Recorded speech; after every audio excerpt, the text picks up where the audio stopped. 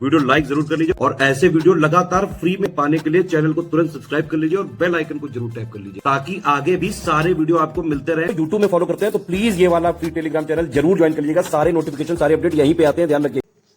नमस्कार दोस्तों, स्वागत है आपका यूपीपीएससी बेस्ट ऑनलाइन कोचिंग के इस यूट्यूब चैनल पर। आज की इस क्लास में हम लोग आरओ री एग्जाम के लिए एक महत्वपूर्ण बिंदु पर्यायवाची शब्द की शुरुआत करेंगे। इससे पहले की वीडियोस में हम लोगों ने अनेक शब्दों या वाक्यांशों के लिए एक शब्द की कंप्लीट क्लास का डिस्कशन कर रखा है। अगर आपने उन वीडियोस को नहीं देखा है तो आप प्लेलिस्ट में जाकर ज़रूर देखिएगा। ये आरओ के लिए अत्यंत महत्वपूर्ण है। तो चलिए अब बढ़ते हैं आज की क्लास की ओर। देखिए, पर्यायवाची शब्द की बात करें तो जो यहाँ पर इस पीडीएफ में दिया गया है इनकी संख्या हजारों से अधिक है। अब ये समझिए ना, एक पर्यायवाची शब्द में आपको 5-6 शब्द याद करने होंगे। तो ऐसा नहीं है कि आप पूरे के पूरे शब्द को याद कर लेंगे। आप मान के चलिए जितना भी याद करेंगे जब एग्जाम हॉल में जाएंगे तो आपका दिमाग इसमें से 50 से 60% या अधिकतम 70% तक शब्दों को फिर से वहाँ पर याद कर पाएगा। तो इसे और बेहतर अगर आप करना चाहते हैं तो ज़्यादा से ज़्यादा बार इसका अभ्यास करना बस यही एकमात्र विकल्प है। अगर आपको ऐसा लग रहा है कि हम पूरे के पूरे शब्दों को रट लेंगे तो ये थोड़ा सा मुश्किल है, ऐसा नहीं हो पाएगा। इसमें आपका समय ज़्यादा बर्बाद होगा। तो चलिए अब बढ़ते हैं क्लास की ओर। हाँ, एक ज़रूरी सूचना यह है कि अगर आप आरओ या फिर यूपीपीएससी जैसे एग्जाम की कंप्लीट प्रिपरेशन करना चाहते हैं तो आप टीम के पेड कोर्सेज को ज्वाइन कर सकते हैं, जिसके लिए आप इनमें से किसी भी नंबर पर कॉल या व्हाट्सएप कर कोर्स के बारे में जानकारी प्राप्त कर सकते हैं। ये ज्ञान सर का व्हाट्सएप नंबर है, आप यहाँ से व्हाट्सएप के माध्यम से भी जानकारी ले सकते हैं। अब बढ़ते हैं आगे अपने क्लास पर। देखिए, यहाँ पर पहले कुछ थियोरेटिकल बातें लिखी गई, मतलब जो थियरी में आती है। यहाँ पे क्या है, समान अर्थ रखने वाले शब्द पर्यायवाची शब्द कहलाते हैं। देखिए, जिनका अर्थ समान होता है उन्हें पर्यायवाची शब्द कहते हैं। चूँकि इनके अर्थ में समानता अवश्य रहती है परंतु इनका प्रयोग विभिन्न प्रकार से होता है। यही कारण है कि एक ही वस्तु या वस्तु का नाम उनके विभिन्न गुणों और धर्मों के अनुरूप होता है। देखिए, भले ही इनका अर्थ समान होता है परंतु इनका प्रयोग आपको बहुत संभाल कर और शुद्ध रूप से करना है, क्योंकि एक ही नाम के सभी स्थान पर उपयुक्त नहीं होता। देखिए, एक ही नाम जो होगा वो हर स्थान पर उपयुक्त नहीं होगा। जैसे देखिए, कामिनी जगत का प्रयोग नारी जगत के स्थान पर उपयुक्त नहीं होता है। देखिए, नारी जगत है ना, ये सही माना जाएगा, लेकिन कामिनी जगत कहना अशुद्ध हो जाएगा। कामिनी जगत का प्रयोग नारी जगत के स्थान पर उतना हास्यास्पद होगा, मतलब लिखना यहाँ पर क्या होगा, हास्यास्पद होगा। अतएव ऐसे शब्दों का प्रयोग बहुत ही सावधानी पूर्वक करना चाहिए। इससे अच्छा तो यही होगा कि हमेशा छोटे तथा प्रचलित शब्दों का ही प्रयोग करना चाहिए। संस्कृत भाषा के क्लिष्ट और अप्रचलित शब्दों के प्रयोग पद्य में ही होते हैं, साधारण गद्य में बहुत कम होते हैं। इसलिए उपयुक्त शब्दों का चयन करना अत्यंत आवश्यक है। इस संबंध में आचार्य रामचंद्र शुक्ल के शब्द प्रयोग के मूल सिद्धांत का अवश्य ही ध्यान रखना चाहिए। देखिए, यहाँ पर क्या बताया गया कि जो पर्यायवाची शब्द है इनका प्रयोग आपको बहुत संभाल कर करना है।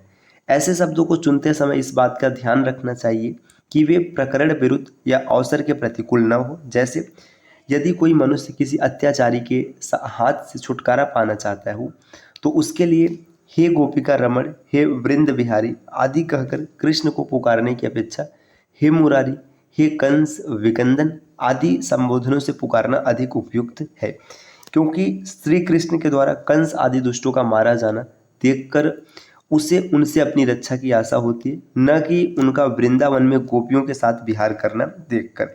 देखिए, यहाँ पर क्या बताया जा रहा है, भगवान कृष्ण की बात किया जा रहा है। देखिए, गोपिका रमण ये भी भगवान कृष्ण को कहा जा सकता है, वृंदावन बिहारी ये भी कहा जा सकते हैं, लेकिन ये दोनों शब्द जो है उनके प्रेम स्वरूप का वर्णन कर रही हैं।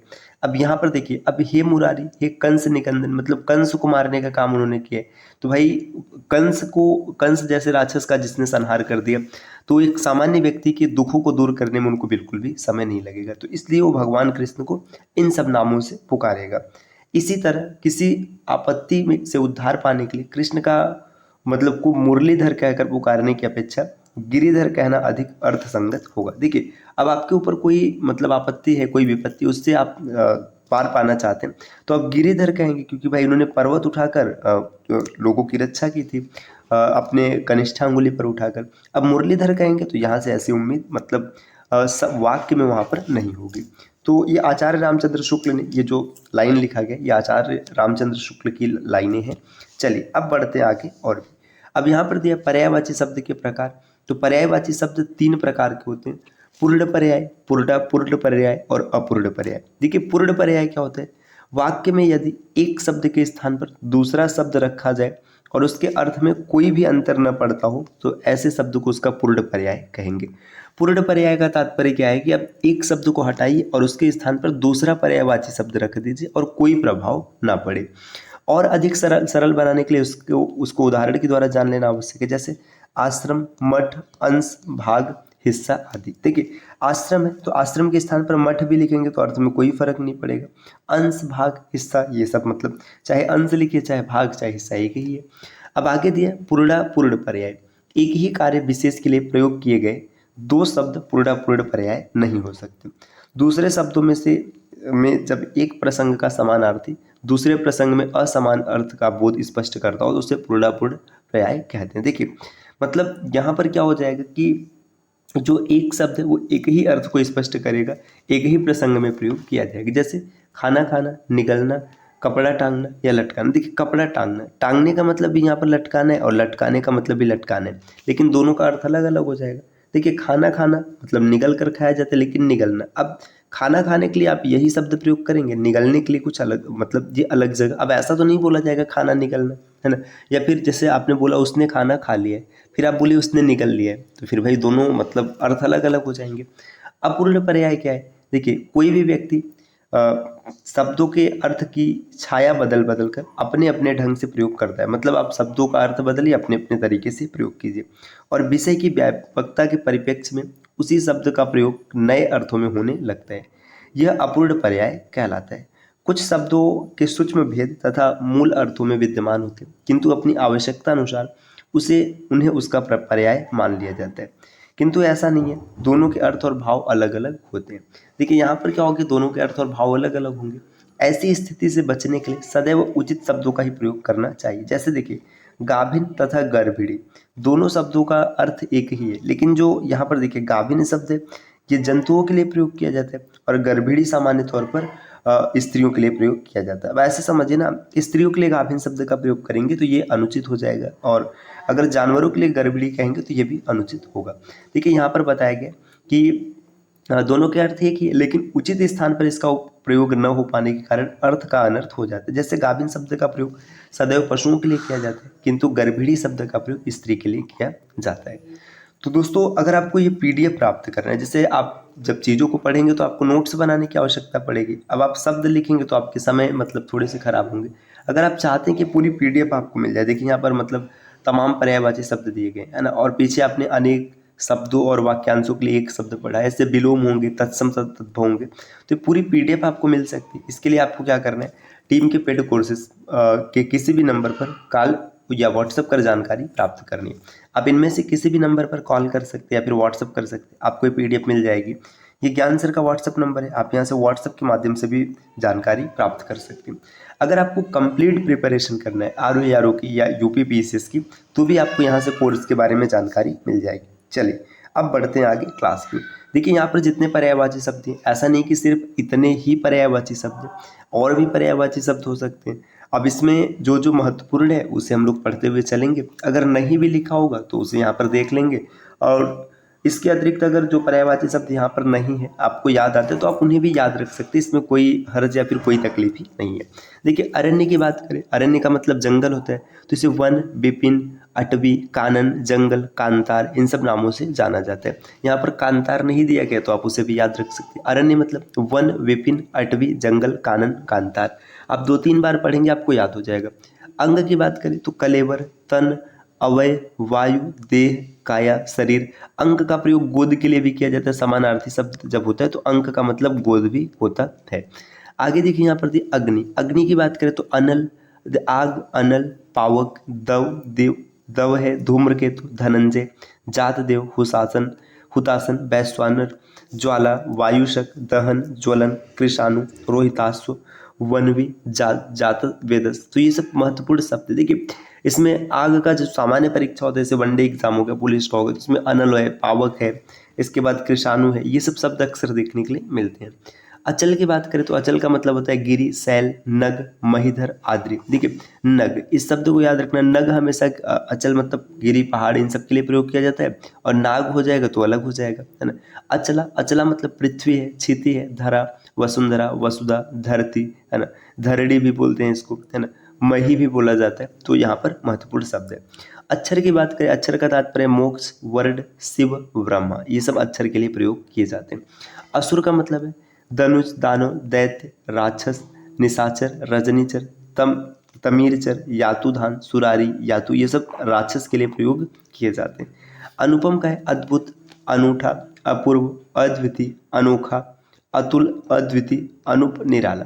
तो यहाँ पर कुछ शब्द शायद रिपीट हो गए, अद्वितीय रिपीट हो गया, कोई नहीं, मतलब ये अनुपम का होता है। अनुपम मतलब अनूठा है, निराला है, अद्वितीय है, ये सब है। अमृत की बात करेंगे तो सुधा, अमी, सोम, पीयूष, अमी, जीवनोदक। इसके बाद आगे देखिए सुरभोग और सोम, ये सब अमृत के लिए प्रयोग किए जाते हैं। आगे बढ़ेंगे, और भी महत्वपूर्ण शब्द यहाँ पर दिए गए, जैसे देखिएगा अभिजात। अभिजात का मतलब क्या होता है, श्रेष्ठ है, पूज्य है, उच्च हो गया, कुलीन, संभ्रांत, विशिष्ट, योग्य, ये अभिजात शब्द के लिए प्रयोग किया जाता है। अश्व का मतलब, ये काफी इंपॉर्टेंट है, अश्व का मतलब होता है बाजी, तुरंग, घोटक, घोड़ा, रविसुत, सैंधव, किंकिर, केसी, केसरी, खेट, चामरी, धौर्य, मराल, रथवा, राजवा, सारंग, हयंद, ये सब घोड़ा के लिए प्रयोग किया जाता है। अधर का मतलब होता है होस्ट, ओट, रद, छद, रदपुट और लब। अज का मतलब है ब्रह्मा, ईश्वर, दशरथ के जो जनक थे इन्हें भी अज कहा जाता है, और बकरा, बकरा भी होता है। अर्थ की बात करेंगे तो अभिप्राय, धन, हेतु, ये अर्थ होता है। अरुण का मतलब है सिंदूर और सूर्य। अंक का मतलब हृदय, गोद के अंक पीछे भी आया था, तो वहां पर गोद नहीं था, यहाँ पर हम लोगों ने देख लिया। संख्या हो गया, नाटक का एक भाग है। सर, नंबर, क्रमांक, ये सब अंक के लिए प्रयोग किए जाते हैं। अनार का होता है दाड़िम, शुक्रप्रिय, रामबीज, सुकोदन। अंधा मतलब नेत्रहीन, सूरदास, अंध, चक्षुविहीन, प्रज्ञाचक्षु, दृष्टिहीन और चक्षुहीन, ये अंधे के लिए प्रयोग किया जाता है। अनाज का है अन्न, गल्ला, धान्य, सस्य, खाद्यान्न, दाना, धान। इसी तरीके से अध्यापक का हो जाएगा गुरु, आचार्य, शिक्षक, प्रवक्ता, व्याख्याता, अवबोधक, उपाध्याय, ये सब अध्यापक के लिए प्रयोग किए जाते हैं। अनेक मतलब होता है नाना, अधिक, एकाधिक, विविध, ये सब अनेक के लिए प्रयोग किए जाते हैं। अनुवाद का हो जाएगा भाषांतर, उल्था और तर्जुमा, तो ये सब अनुवाद के लिए प्रयोग किया जाता है। तर्जुमा आपको याद रखना है। अन्वेषण मतलब गवेषण, खोज, जांच, शोध, अनुसंधान, ये सब अन्वेषण के पर्यायवाची होते हैं। इसी प्रकार अपमान, अपमान का मतलब क्या होगा, अनादर है, अवमान है, बेइज्जती, अवज्ञा, तिरस्कार, उपेक्षा, निरादर, अवहेलना, तौहीन, ये सब अपमान के लिए प्रयोग किए जाते हैं। अपराध की बात करेंगे तो कसूर है, दोष हो गया, जुर्म हो गया।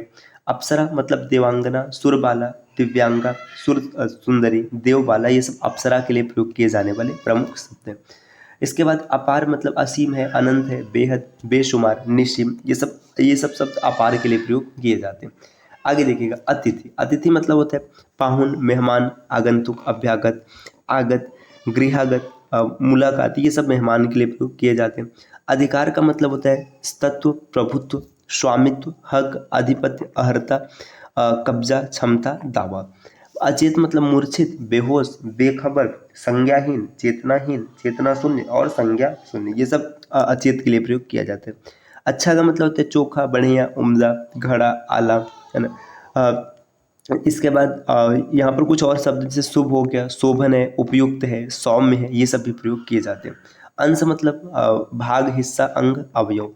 आगे अभिप्राय का मतलब अर्थ, तात्पर्य, आशय, मतलब, मायने, उद्देश्य, मंशा। तो देखिए अ से संबंधित जितने महत्वपूर्ण शब्द हैं सबके बारे में हम लोगों ने समझ लिया। अगली क्लास में आ से संबंधित शब्दों को देखेंगे और इससे आगे बढ़ेंगे। तो एक छोटी सी क्लास रही, आपको कैसी लगी कमेंट करके ज़रूर बताइएगा। इस प्रकार के वीडियोज़ आप लगातार अगर प्राप्त करना चाहते हो तो चैनल को सब्सक्राइब कीजिएगा। और आर या फिर यूपीपीसीएस के कंप्लीट प्रिपरेशन के लिए आप टीम के पेड कोर्सेज को ज्वाइन कर सकते हैं, जिसके लिए आप इनमें से किसी भी नंबर पर कॉल या व्हाट्सएप कर कोर्स के बारे में अतिरिक्त जानकारी प्राप्त कर सकते हैं। मिलते हैं साथियों आपसे अगले वीडियो में कुछ नए इन्फॉर्मेशन के साथ, तब तक के लिए नमस्कार।